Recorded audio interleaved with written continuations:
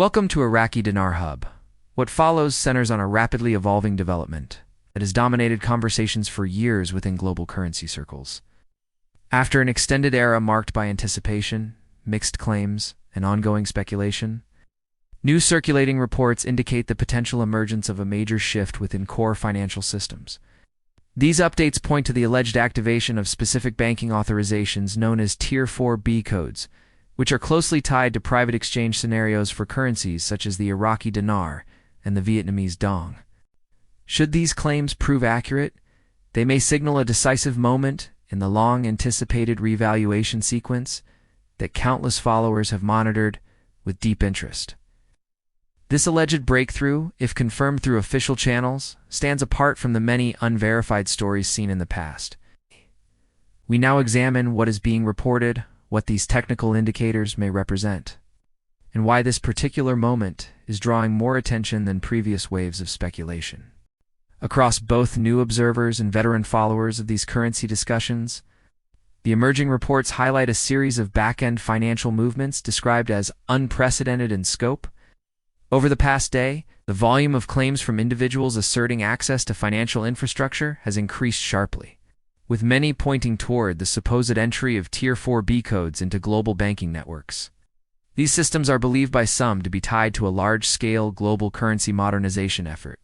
While insider predictions have circulated for years, the current distinction lies in claims of actual visible system-level changes rather than verbal assurances. Within banking operations, such authorization codes are considered essential triggers, signals that permit designated financial centers to initiate private currency exchanges for registered holders. Without authenticated codes, the process remains stalled. With them, the exchange mechanisms are said to activate, enabling prepared liquidity pathways. This exact operational premise explains the significant reaction rippling through online platforms and private groups. The concentration of alerts, images, quiet confirmations suggests to many that a meaningful technical threshold may have been crossed. Even long-term skeptics are taking note of the synchronized nature of the reports emerging from various financial channels.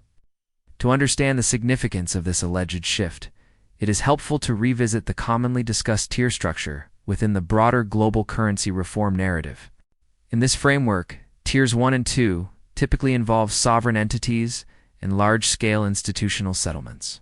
Tier 3 generally includes major private groups involved in humanitarian or large development projects requiring substantial capital flows.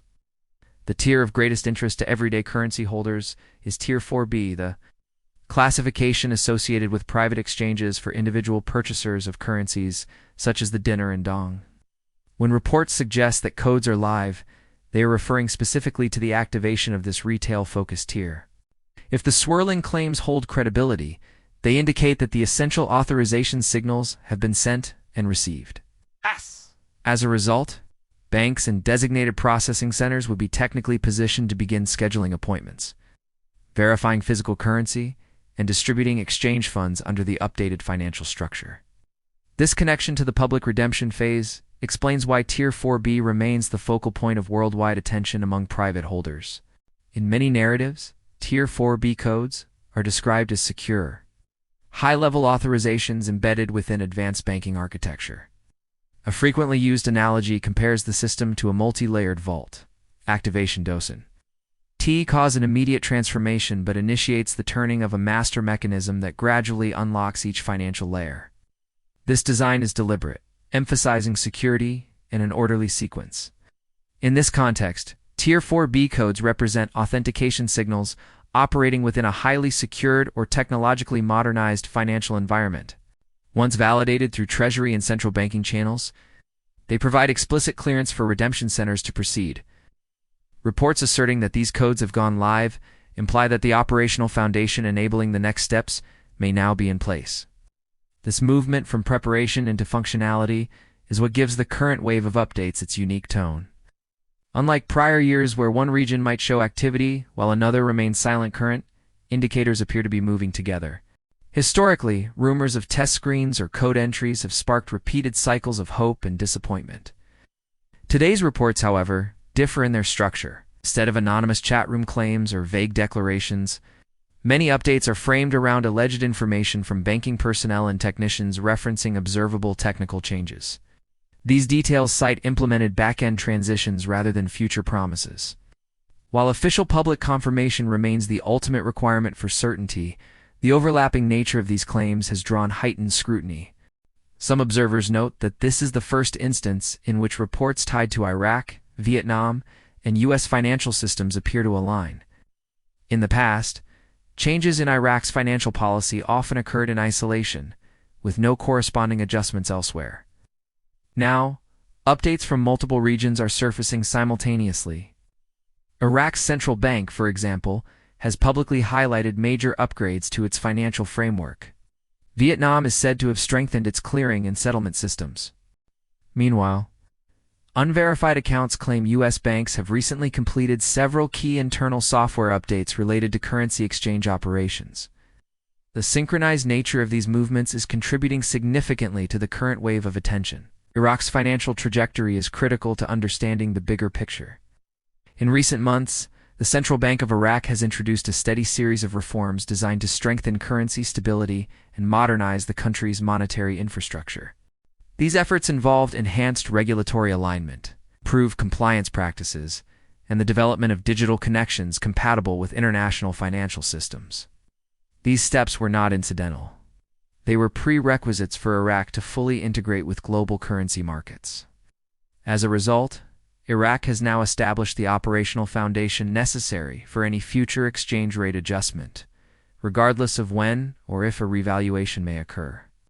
The modernization of Iraq's financial system is verifiable and publicly documented. Similarly, Vietnam has intensified its focus on transparency. Stronger foreign reserves and the adoption of digital financial platforms aligned with international standards. As Vietnam increases its integration with global financial systems, the dong is gradually being positioned as a more significant regional currency. Reports suggesting that Vietnam's systems are now synchronized with major international networks indicate that another major component of the global infrastructure may be ready. For many individual holders, the U.S. remains the central hub for private redemption processes. Banks in the United States that are believed to be designated for these exchanges have allegedly been conducting quiet readiness exercises and completing technology upgrades. The claim that Tier 4B codes are now active suggests that these banks' systems have fully connected to the necessary authorization gateways. Followers describe this phase as the moment when isolated systems finally begin communicating after years of preparation. Much of the excitement derives not from rumors of new rates, but from technical signs that appear to show actual readiness. For longtime observers, this marks a psychological turning point. Reports of internal banking screens also contribute to the heightened interest. According to some employees, currencies like the Iraqi Dinar and Vietnamese dong are now appearing in active status, no longer grayed out. While this does not confirm rate changes, banks generally do not modify live systems unless they are preparing for operational use. Adding to this momentum are alleged instances of temporary placeholder rates appearing on internal screens. While unverified, some reports state that the dinar showed values over $4 and the dong near $2. These figures are widely understood as test entries used for system training rather than predictions of final outcomes. The importance lies not in the numbers themselves, but in the existence of test rates at all, as these indicate full system simulations.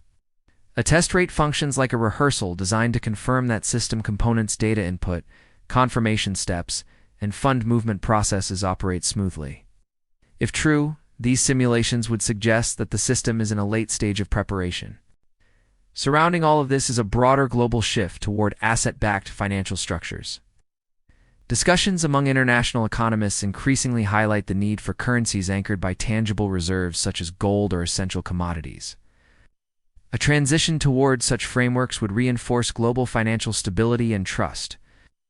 Many countries have been increasing their gold reserves and forming new trade partnerships moves, often interpreted as precursors to an asset-backed system. For everyday holders who have waited many years, these developments may represent the long-anticipated turning point. With reports claiming the activation of critical financial codes and supporting infrastructure, anticipation is understandably heightened, yet this period also calls for caution.